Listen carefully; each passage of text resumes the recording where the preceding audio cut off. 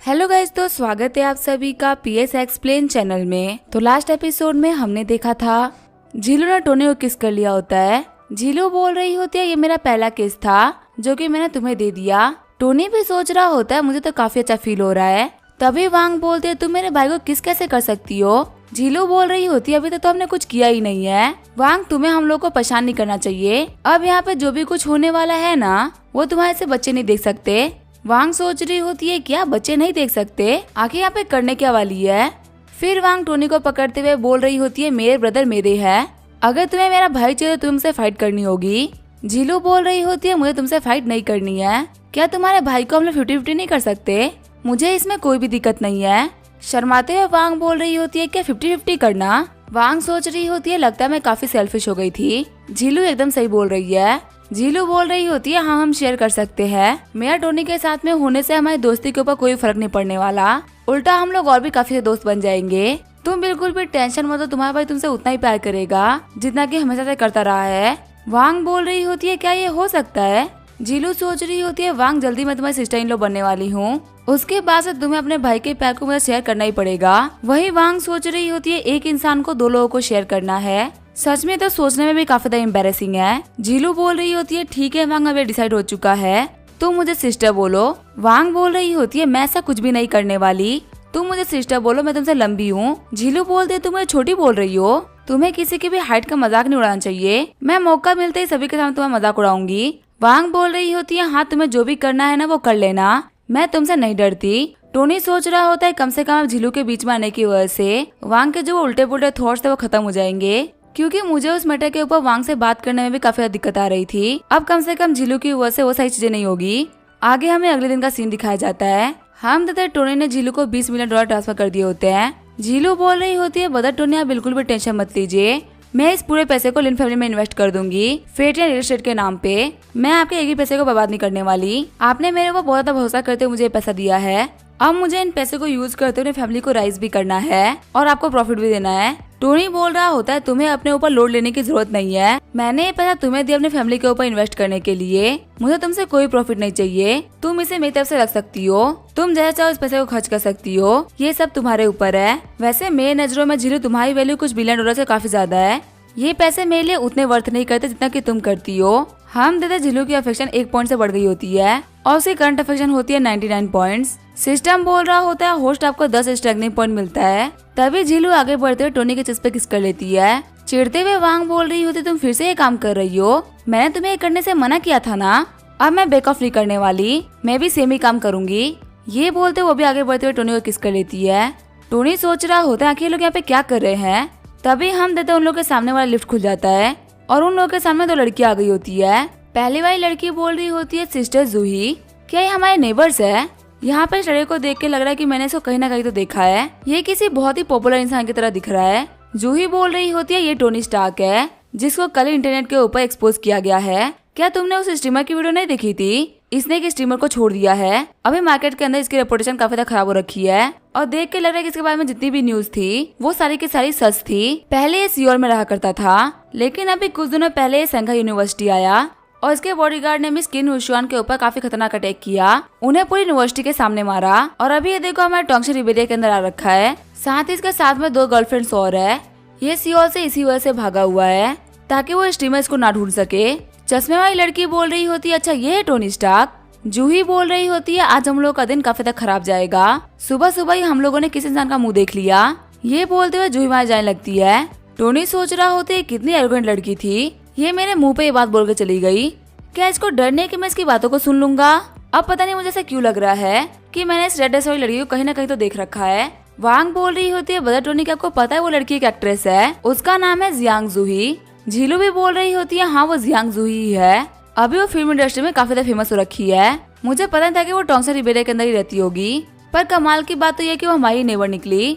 तुम्हें पता है जूही फिल्म इंडस्ट्री के अंदर 18 साल की एज में आई थी, इसने जो डेब्यू मूवी दी थी ना वो एक ब्लॉकबस्टर निकल गई, उसके बाद से इसकी फेम काफी तेजी से बढ़ गई। फिर इसको 2 साल के अंदर ही फिल्म फेयर अवार्ड भी मिला और इसको 23 साल की एज में गोल्डन ग्लोब अवार्ड मिला। इसके पास में अनगिनत इंटरनेशनल अवार्ड्स है और 23 साल की उम्र में इसका करियर काफी तरीके से चल रहा है। आज तक इसके बारे में एक भी बेकार न्यूज सामने नहीं आई है।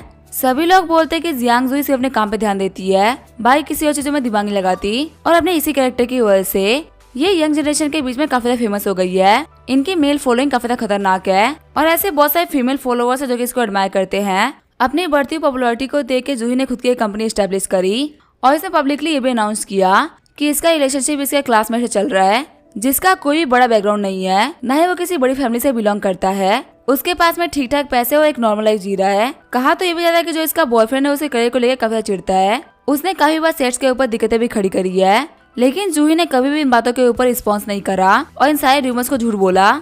इसी वजह से ज्यादातर लोग इसके ऊपर ध्यान नहीं देते हैं। टोनी बोल रहा होता है अगर ऐसी बात है तो हमें चलकर इन लोगों को हाय बोलना चाहिए। तभी टोनी उसके पास में आते हुए बोल रहा होता है, हेलो क्या तुम जियांग जूही हो? मैंने तुम्हारी बहुत सारी मूवीज देखी है, मुझे तुम्हारी स्पाइडर गर्ल मूवी काफी ज्यादा पसंद है, सच में तुम्हें काफी ज्यादा कमाल की एक्ट्रेस हो। जूही बोलती है तारीफ के लिए शुक्रिया। सिस्टम बता रहा होता है आपको एक नया टारगेट मिल चुका है। इस लड़की का नाम है जियांग जूही और ये 26 साल की है। इसका अपीयरेंस है 9.2 और इसके अभी फिलहाल की अफेक्शन है -60 पॉइंट्स। अफेक्शन के 90% क्रॉस होने के बाद में आपको 50 टेक्निक पॉइंट मिलेंगे। साथ ही आपको oiling skill, acting skill, singing और डायरेक्टिंग स्किल में प्रोफिशिएंसी मिलेगी। फिर और सेमी लिप से नीचे आ रहे होते लेकिन एक दूसरे से बात नहीं कर रहे होते, तभी जूही मार जाने लगती है। टोनी सोच रहा होता है कि इतना एटीट्यूड मुझे कैसे दिखा सकती है, मैं कोई इसका फैन नहीं हूँ, मैं इसका नेबर हूँ जो कि बस हेलो बोलने के लिए आया था। अगर ये मेरे साथ में ऐसे बिहेव करेगी ना तो फिर मैं इसे बात नहीं करने वाला। तभी टोनी देखता है जूही कार के पास में रुक गई होती है। कार के अंदर बैठा बंदा बोल रहा होता है, जूही ये देखो मैंने एक कार खरीदी है। जूही बोल रही होती है अभी कुछ दिनों पहले तो तुमने एक नई कार ली थी ना, फिर से कार क्यों ले ली? वो बंदा बोल रहा होता है आज हम लोग अपने वेडिंग ड्रेस को ट्राई करने के लिए जाने वाले हैं, इसके लिए एक नई कार परफेक्ट रहेगी। और वैसे तो अपने वेडिंग ड्रेस को पुराने कार में ट्राई करने के लिए जाओ, बिल्कुल भी अच्छा नहीं लगेगा। कार में बैठते हुए जूही बोल रही होती तुम बातें करने में तो काफी अच्छे हो, मुझे भूख लगी, चलो पहले किसी रेस्टोरेंट में चलते हैं। फिर वो लोग वहाँ से निकल गए होते हैं। पीछे से जूही की दोस्त बोल रही होती है, जूही तुम मुझे तो भूल ही गई, आखिर मैं कैसे आऊंगी? टोनी सोच रहा होता है इस लड़की का तो बॉयफ्रेंड है और देख के लग रहा है ये लोग काफी ज्यादा खुश है। मैं फालतू से साथ में इन्वॉल्व हो गया, अगर मैं इसका रिश्ता तोड़ देता हूँ तो ये काफी ज्यादा बुरा होगा। आगे हम देते हैं टोनी को जो कि अपने कार में आ गया होता है। टोनी बोल रहा होता है आंटी अब से आपको मेरी ये कार ड्राइव करनी है। हम देते ये होती है केयर टेकर झैंग कुईगॉन। झैंग बोल रही होती है क्या कार ड्राइव करना जरूरी है?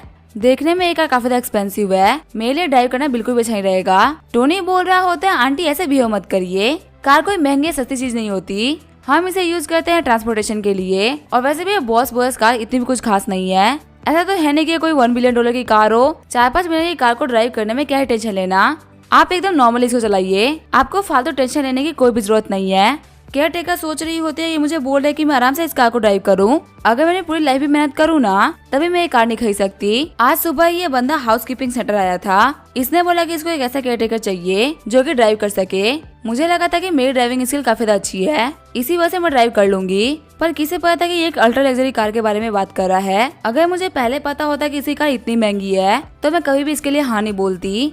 अगर मैंने गलती से भी कोई स्क्रैच भी ला दिया ना इसके कार के ऊपर तो मैं इसके रिपेयर को अफोर्ड नहीं कर पाऊंगी, मेरी तो साल भर की सैलरी ऐसे खराब हो जाएगी। टोनी बोल रहा होता है बिल्कुल भी टेंशन मत लो, मैंने कॉन्ट्रैक्ट रेडी कर दिया है, कॉन्ट्रैक्ट के हिसाब से अगर मेरे कार के ऊपर कोई भी डैमेज आएगा तो इसके लिए आपको पे करने की कोई भी जरूरत नहीं है, आपको बस इस कार को ड्राइव करना है। और हाँ, आप इन दो लड़कियों को काफी तरीके से ध्यान रखना, कार को ड्राइव करते हुए एक चीज ध्यान रखना कि इन दोनों को कुछ भी नहीं होना चाहिए। जब तक आप अपना काम सही तरीके से करती रहेंगी आपको साल के एंड में बहुत अच्छा बोनस मिलेगा। मेरे पास में बहुत सारा पैसा है लेकिन फैमिली के नाम पे मेरे पास में सिर्फ ये दोनों ही है, तो इसी वजह से इन दोनों का ध्यान रखना। वांग बोलती है बदल क्या वैसे जा रहे हो? टोनी बोलता है नहीं आज तो मैं नहीं जाने वाला, लेकिन तुम्हें तो पता ही है ना कि मेरा सारा काम सियोल में है तो मैं संघर्ष ज्यादा दिन तक नहीं रुक सकता। इसी वजह से मैंने तुम दोनों के लिए काफी अच्छे केयर टेकर को हायर कर लिया है, अब से तुम्हारे साथ में रहा करेंगी और तुम लोग के हर एक जरूरत का ध्यान रखा करेंगी, तुम दोनों भी इनसे जैसे बिहेव करना। वो आंटी सोच रही होती है लड़कियां कितनी लकी है ना, अगर मैं भी से 20 साल छोटी होती तब मैं इस बंदे को पटाने का पूरा ट्राई करती, लेकिन चलो कोई बात नहीं, ऐसे बंदों के अंडर में काम करना भी काफी बड़ी बात है। अगर मैं सही तरीके से अपना काम करूंगी तब मुझे काफी अच्छा बोनस मिल सकता है। हम देते इंटरनेट के ऊपर सभी लोगों ने कमेंट किया होता है क्या गवर्नमेंट सही तरीके से काम नहीं कर रही है, टोनी स्टार्क से घटिया लोग खुलेआम घूम रहे हैं, उन्हें अरेस्ट कर लेना चाहिए, सियोल अथॉरिटीज कोई तो एक्शन लो, आप लोग ऐसे ही लॉज को तोड़ नहीं सकते हो। टोनी स्टार्क के पास में पैसे, इसका मतलब ये थोड़ी ना है कि वो कुछ भी करेगा। वही कुछ बंदे बोल रहे होते टोनी स्टार्क के जितने भी फैन पेजेस थे मैंने उन सभी को अनफॉलो कर दिया है, अब हम लोग साथ में मिलकर उस टोनी स्टार्क को नहीं छोड़ेंगे। सीन चेंज होता है, मैं एवेंजर्स टावर का सीन दिखाया जाता है। हम देखते हैं मैंग मैंग, जाओकी, रोया, नताशा और स्कारलेट को, जो कि साथ में बैठ के मीटिंग कर रहे होते हैं। नताशा बोल रही होती है टोनी के बारे में जो ऑनलाइन ओपिनियन थे वो काफी चेंज हो चुके हैं। कहीं ऐसा तो सच नहीं है कि सच में टोनी ने ऐसा काम किया हो जो कि वो लड़की बोल रही थी और इसी वजह से लोग इतना भड़क गए हैं। मैंग मैंग बोल रही होती है बिल्कुल ही इम्पॉसिबल है। मैं मानती हूँ कि टोनी एक बहुत ही बड़ा झूठा है, लेकिन वो बिल्कुल भी ठरकी इंसान तो नहीं है। वो एक डिसेंट कैरेक्टर का इंसान है। उसने कभी भी हम लोगों में से किसी का भी फायदा उठाने का ट्राई नहीं किया, तो आखिर वो एक दूसरी लड़की का फायदा क्यों उठाएगा। स्कारलेट बोल रही होती है हाँ तुम बिल्कुल सही बोल रही हो, टोनी के कैरेक्टर के ऊपर मुझे पूरा भरोसा है। मैंग मैंग बोल रही होती है मैंने उस लड़की के ऑनलाइन पोस्ट को चेक किया है। उसको ट्रैक करने के बाद मुझे पता चला है कि वो बहुत ही टाइम से शंघाई में रह रही है। पिछले 2 साल के अंदर वो एक बार भी सियोल नहीं आई। वही जो हमारा टोनी है वो बहुत ही लंबे टाइम से सियोल में रह रहा है। हम लोग बहुत ही लंबे टाइम से उससे कांटेक्ट में भी है, तो यहाँ पे तो इन दोनों का मिलना भी इम्पॉसिबल है, तो वो सारे काम तो हो ही नहीं सकते। रोया बोल रही होती है हाँ तुम बिल्कुल सही बोल रही हो, पिछले 1 साल से तो हम टोनी के साथ में ही है। हमें पता है कि उसने 1 साल के अंदर क्या किया है और उसे इतने सारे इंपॉर्टेंट काम करने के बीच में सारे फालतू काम करने का मौका नहीं मिला होगा। मुझे लग रहा है यहाँ पे कोई तो है जो कि टोनी के रेपुटेशन को खराब करने का ट्राई कर रहा है। और वैसे भी टोनी के बिजनेस में बहुत सारे दुश्मन है जो कि ये काम करवा सकते हैं। जाओकी बोल रही होती है सिस्टर्स टोनी इन चीजों को लेकर रिस्पॉन्स नहीं करेगा क्योंकि हमें पता है उसको पब्लिक ओपिनियन से कोई फर्क नहीं पड़ता, पर हम उसके रेपुटेशन खराब होते हुए नहीं देख सकते। इस रेपुटेशन को हासिल करने के लिए उसने बहुत ही मेहनत करी है। सभी लोग भूल चुके उसने कुछ टाइम पहले ही कंट्री की इज्जत को बचाया था, वो भी इचिरो को हरा के। हमें पता करना पड़ेगा कि आखिर इस रूमर को कौन फैला रहा है और पता करने के बाद में हम उस बंदे को नहीं छोड़ेंगे, हम ही नेगेटिव पीआर कराएंगे। अब हम सभी हाथ मिलाकर टोनी को दुनिया से बचाएंगे। सीन चेंज होता है, हम देखते हैं टोनी को जिसके फोन पे कॉल आ जाता है। मिस्टर ही बोल रहे होते हैं mister Tony Stark Titanic 2.0 Shanghai आ चुकी है। मैंने उसके मालिक के साथ आके मीटिंग फिक्स करा दी है, कैसा रहेगा हम लोग डिनर करते हुए बात भी कर ले। टोनी बोलता है हाँ इसमें कोई भी दिक्कत नहीं है, आप मुझे बता दीजिए कि मुझे कहाँ पे आना है, मैं 1 घंटे के अंदर वहीं पहुँच जाऊंगा। मिस्टर ही बोल रहे होते हैं कैसा रहेगा अगर हम टाइटैनिक 2.0 के ऊपर ही खाना खा ले और आपको खुद से आने की कोई भी जरूरत नहीं है, मैं आपको लेने के लिए पेन को भेज देता हूँ। आगे जो मिस्टर ई होते हैं उन्होंने टोनी स्टार्क को पिक कर लिया होता है। टोनी बोल रहा होता है मिस्टर ई आगे टाइटैनिक 2.0 का ओनर कौन है। मिस्टर ई बता रहे होते हैं टाइटैनिक 2.0 के ओनर है डोंग फैमिली, जिनके पास में टॉप 7 में से एक शिप कंपनी है। टोनी बोल रहा होता है कौन सी डोंग फैमिली, मैं तो इनके बारे में नहीं जानता हूँ। मिस्टर ई बता रहे होते हैं जो डोंग फैमिली है उनके पास में 7 सबसे बड़ी शिप कंपनी में से एक है। बीते कुछ सालों के अंदर बाकी सारी इंडस्ट्रीज काफी राइज करी है, जिसकी वजह से डोंग फैमिली के ऊपर काफी खतरनाक इम्पैक्ट पड़ा है और अब वो बिल्कुल भी उतने पावरफुल नहीं रहे जितना कि वो पहले हुआ करते थे। जो डोंग फैमिली का करंट हेड है डोंग तियानबा, वो एक काफी एम्बिशियस इंसान है। उसने बहुत सारी स्ट्रेटेजीज को ट्राई किया ताकि वो अपने फैमिली बिजनेस को ट्रांसफॉर्म कर सके, लेकिन वो हर बार फेल हो गया और लगातार हर बिजनेस में फेल होने की वजह से उन लोगों को काफी सारे लॉसेज आ गए। फाइनेंशियली अब वो काफी ज्यादा दिक्कत में है। आपको तो पता ही है कि क्रूज शिप सिर्फ अल्ट्रा रिच लोग ही अफोर्ड कर सकते हैं, क्योंकि क्रूज शिप के अंदर बहुत सारा पैसा खराब होता है। उनका मेंटेनेंस, रिपेयर, स्टाफ की सैलरी सभी काफी ज्यादा होती है। और सबसे कमाल की बात है कि आप क्रूज शिप को रेगुलर यूज भी नहीं करते, फिर भी आपको उसके लिए काफी सारा पैसा खर्च करना पड़ता है। इसी वजह से इन चीजों की सेल काफी ज्यादा कम हो गई है। टोनी सोच रहा होता है क्या क्रूज शिप के अंदर पैसा खर्च होता है, ये तो काफी ज्यादा कमाल की बात है। मैंने तो एक ट्रेजर खरीद लिया है, मैं मानता हूँ कि मुझे इससे कुछ खास फायदा नहीं होगा, लेकिन मैं इसके ऊपर पार्टीज कंडक्ट करा सकता हूँ और asleeltv.com के बहुत सारे इवेंट्स भी करा सकता हूँ। मेरे लिए तो ये चीज काफी ज्यादा काम की है। हम दादा उन लोगों को शिप पे पहुँचते पहुँचते 5 बज गए होते हैं। मिस्टर ही बोल रहे होते हैं मिस्टर स्टार्क हम लोग पहुँच गए। टोनी सोच रहा होता है ये क्रूज तो बहुत ही बड़ी है, इसके ऊपर आराम से 500 लोग आ सकते हैं, इसको खरीदने में तो काफी ज्यादा मजा आएगा। हम दादा टोनी के पास में बहुत सारे लोग आ गए होते हैं। एक लड़की बोल रही होती है हेलो मिस्टर स्टार्क, मैं हूँ असिस्टेंट लुओ जो कि प्रेसिडेंट डोंग के लिए काम करती है, आप मुझे जिया लुओ कह सकते हैं। मैं आपको यहाँ पे क्रूज शिप की टूर कराने के लिए लेके आई हूँ। टोनी बोल रहा होता है हाँ मुझे भी ये देखना है, मुझे टूर कराने के लिए आपका शुक्रिया। जिया लुओ बोल रही होती है हमारे टाइटैनिक 2.0 है वो बहुत ही बड़ी है, इसके अंदर 2358 कमरे हैं। अगर आप इसके ऊपर गेस्ट रखना चाहे तो इसके ऊपर 6300 गेस्ट आराम से रह सकते हैं। वही 1000 स्टाफ मेंबर के लिए भी अलग जगह है। हमारे शिप के अंदर एक टॉप क्लास का बार है जिसमें एक साथ में 500 लोग ड्रिंक कर सकते हैं और आपको यहाँ पे वर्ल्ड की टॉप क्लास की वाइन मिल जाएगी। आप देख सकते हैं हमारे जो कैबिन है वो भी काफी बड़े बड़े हैं। हमारे पास में यहाँ पर टॉप क्लास का जिम भी है जिसमें 800 लोग एक साथ में जिम कर सकते हैं और यहाँ पे हर टाइप के इक्विपमेंट भी है। हमारे सबसे लग्जरियस रूम की एक रात की कॉस्ट है 1 लाख युआन। इतना लंबा टूर करने के बाद में आप तो पक्का से थक गए होंगे। मिस्टर डोंग आप दोनों का रेस्टोरेंट एरिया में वेट कर रहे हैं, उम्मीद है कि आप लोगों को खाना पसंद आएगा। सीन चेंज होता है, हम देखते हैं डोंग तियानबा को जो कि बोल रहे होते हैं मिस्टर स्टार्क और मिस्टर ई आप लोग का यहाँ पे स्वागत है। मुझे माफ कर दीजिए कि मैं आप लोगों का वेलकम करने के लिए पहले नहीं आ पाया। फिर वो टोनी से हाथ मिलाते हुए बोल रहा होता है, मैं हूँ डोंग तियानबा, मुझे आपसे मिलकर काफी ज्यादा अच्छा लगा। टोनी बोल रहा होता है, मैं हूँ टोनी स्टार्क, मुझे आपसे मिलकर काफी ज्यादा अच्छा लगा। मिस्टर ई बोल रहे होते हैं, मिस्टर टोंग, हम दोनों ही बहुत ही पुराने साथी है, तो यहाँ पे इधर उधर की बातें करने का कोई मतलब नहीं है, डायरेक्टली पॉइंट की बात करते हैं। आपने अपने टाइटैनिक 2.0 की जो प्राइस को लिस्ट कर रखा है वो है 7 बिलियन। मैंने और मिस्टर स्टार्क ने पूरे टूर को फिनिश कर लिया है और हम दोनों से काफी सेटिस्फाइड भी है। अब हम लोग पैसों की बात को आगे बढ़ा सकते हैं। तियानबा बोल रहा होते तो बहुत ही बढ़िया बात है, वैसे मुझे उम्मीद है कि आप मुझे फुल पेमेंट एक साथ ही करेंगे, इंस्टॉलमेंट्स में आप पेमेंट नहीं करेंगे और हमारे शिप के स्टाफ को भी चेंज नहीं करेंगे क्योंकि इन लोगों का काम छीन जाएगा। टोनी बोलता है, ठीक है कोई भी दिक्कत नहीं है, मैं आपको पूरी पेमेंट एक साथ में ही कर दूंगा, लेकिन शिप का स्टाफ तो चेंज होगा क्योंकि मेरे पास में खुद के अपने कुछ प्लान्स है। टोनी सोच रहा होता है जब एक नया बॉस टेक ओवर करता है तो उसको अपना 30 को एस्टेब्लिश करना होता है ताकि वो एक प्रॉपर लीडर बन सके। डोंग तियानबा बोल रहा होता है, ठीक है पहले हम लोग खाना खा लेते हैं, फिर हम लोग कॉन्ट्रैक्ट को साइन कर लेंगे। आप दोनों के लिए मैंने काफी सी डिश बनाई है, उम्मीद है कि आप लोगों को पसंद आएगी। खाना खाने के बाद वो लोग डेक पे आ गए होते हैं। डोंग तियानबा बोल रहा होता है कि आप सभी लोगों को मेरी आवाज आ रही है, मैंने आप लोगों को यहाँ पे कुछ अनाउंस करने के लिए बुलाया है। आज से जो मेरे पास का जेंटलमैन है वो आपके बॉस है, ये आप लोगों से कुछ कहना चाहते हैं। वहाँ पे सारे लोग बोल रहे होते हैं, इस नए बॉस को देख के तो लग रहा है कि हम लोगों ने इसे कहीं देखा है, शायद ये इंटरनेट के ऊपर काफी ज्यादा फेमस है। टोनी बोल रहा होता है, हेलो एवरीवन, मेरा नाम है टोनी स्टार्क, मैं 500 मिलियन खर्च करके सभी लोगों को सैलरी पे करने वाला हूँ। हम टोनी की बात सुनकर सभी लोग शॉक्ड हो गए होते हैं। फिर वहाँ पे सारे वर्कर्स खुश होते हुए बोल रहे होते हैं, नए बॉस तो बहुत ही अच्छे हैं। शेफ रोते हुए बोल रहा होता है, फाइनली हम लोग को पेमेंट मिलेगी, काफी टाइम से मुझे पेमेंट नहीं मिली थी, घर पे मैं अपने बच्चों के लिए मिल्क पाउडर भी अफोर्ड नहीं कर पा रहा था। पायलट भी बोल रहा होता है, आखिर हम लोग को इतने अच्छे बॉस कहाँ से मिल गए जो कि सबसे पहले हम लोग की दिक्कतों के बारे में सोच रहे हैं। क्रूज शिप पे काम करने की वजह से हम लोग कुछ भी नहीं मिल पा रहा था, लेकिन नए बॉस को देख के लग रहा है कि अभी हम लोग काफी तरीके से पे करेंगे। टोनी बोल रहा होता है, अगर आपको अपने अथॉरिटी को एस्टेब्लिश करना है तो सबसे पहले लोगों को पैसे दो, इससे वो आपके लिए कुछ भी करेंगे। टोनी बोल रहा होता है, जो भी लोग यहाँ पे मैनेजर लेवल के डिपार्टमेंट के ऊपर से हैं वो सभी लोग आगे आओ।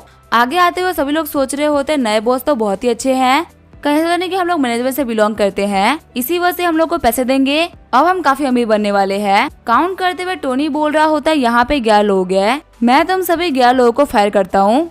ये सुनकर सभी लोग काफी शॉर्ट हो गए होते हैं। वो सभी लोग बोल रहे होते हैं, बॉस ने पहले हम लोग को पेमेंट देने की बात करी और अब वो हम लोग को निकाल रहे हैं। एक पायलट बोल रहा होता है, मैं इसको एक्सेप्ट नहीं करने वाला, मैं इस शिप के ऊपर 5 साल से काम कर रहा हूँ, तुम मुझे ऐसे नहीं निकाल सकते। टोनी बोल रहा होता है, मैं यहाँ का बॉस हूँ, मैंने पूरी शिप को खरीद लिया है, तो मैं यहाँ पे कुछ भी कर सकता हूँ, किसको रखना है, किसको निकालना है, किसको पे करना है, किसको पे नहीं करना है, सब मेरे ऊपर है।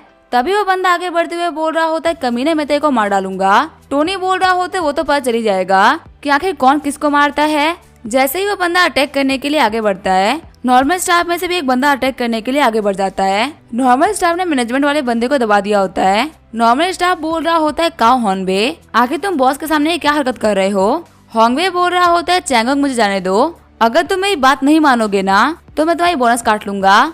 आगे बढ़ते हुए टोनी बोल रहा होता है, तुम्हारा नाम चैंगोंग है ना। चैंगोंग बोल रहा होता है, हाँ बॉस। टोनी बोल रहा होता है, तुमने काफी अच्छा काम किया चैंगोंग, अब मैं तुम्हें शिप का नया कैप्टन अपॉइंट करता हूँ और अब तुम इस शिप के इंचार्ज बनोगे। सारे बंदे शॉक्ड होते हुए बोल रहे होते हैं, बॉस तो कमाल के हैं, ये तो काफी अच्छे डिसीजन लेते हैं। रोते हुए सैफ बोल रहा होता है, अगर मुझे पता होता है कि आगे बढ़ने पे इतना अच्छा रिवॉर्ड मिलता है तो मैं तो कब आगे बढ़ गया होता। वो चैंगोंग मेरे अंडर में काम किया करता था, मैं इस शिप के ऊपर 7 साल से काम कर रहा हूँ, वही चैंगोंग को काम करते सिर्फ 5 साल ही हुए हैं। अभी तक मैच को देता हुआ आया हूँ, लेकिन आज सिर्फ आगे बढ़ने की वजह से मेरा बॉस बन गया। ये चीज मेरे लिए एक्सेप्ट करना काफी ज्यादा मुश्किल हो रही है। मुझे पता नहीं क्यों ऐसा फील हो रहा है कि मैंने अपने किस्मत को खुद से लात मार दिया है, काश इस चैंगोंग की जगह मैं आगे बढ़ गया होता। पायलट भी सोच रहा होता है, चैंगोंग ने मेरे अंडर में आके इंटर्नशिप करी है, मैं उसको हमेशा यही कहा करता था कि तुम काफी तरीके से मेहनत करते हो और तुम बहुत आगे बढ़ोगे, लेकिन आज तो ये मेरा ही बॉस बन गया। पता नहीं क्यों मुझे अपनी कही हुई बातों का काफी ज्यादा बुरा लग रहा है, काश वो सारी अच्छी बातें मैंने खुद के लिए कही होती तो आज मैं बॉस बन गया होता। मिस्टर ही सोच रहे होते, मैं टोनी स्टार्क के टैलेंट को मान गया, यहाँ पे जितने भी मैनेजर लेवल के ऊपर के बंदे थे वो डोंग तियानबा के खास थे, लेकिन टोनी ने उन सभी को एक बार में ही बाहर निकाल दिया। वही टोनी लोअर स्टाफ का यूज कर रहा है हायर स्टाफ को दबाने के लिए, और सबसे बड़ी बात तो यह कि उसने ऐसे लोगों को पैसा दिया जिनको बहुत ही लंबे टाइम में सैलरी नहीं मिली थी, और इन लोगों को अपनी सैलरी पाके बहुत ही अच्छा लग रहा है। अब ये टोनी स्टार्क के लिए एक लॉयल डॉग बन चुके हैं जो कि उसके लिए कुछ भी कर सकते हैं। सच में टोनी स्टार्क को लोगों को कंट्रोल करना आता है। अब मुझे समझ में आया कि आखिर इसके अपीयर होने के बाद में दुनिया में सिर्फ टोनी स्टार्क का नाम ही क्यों गूंज रहा है। सच में एक हिडन फैमिली का एक्सेप्शनल टैलेंट है जो कि सेंचुरीज में सिर्फ एक ही बार सामने आता है। पता नहीं इस वर्ल्ड के अंदर क्या क्या चेंज करने वाला है। अब इसका क्या होगा वो हम देखेंगे नेक्स्ट एपिसोड में। तब तक के लिए वीडियो देखने के लिए थैंक यू।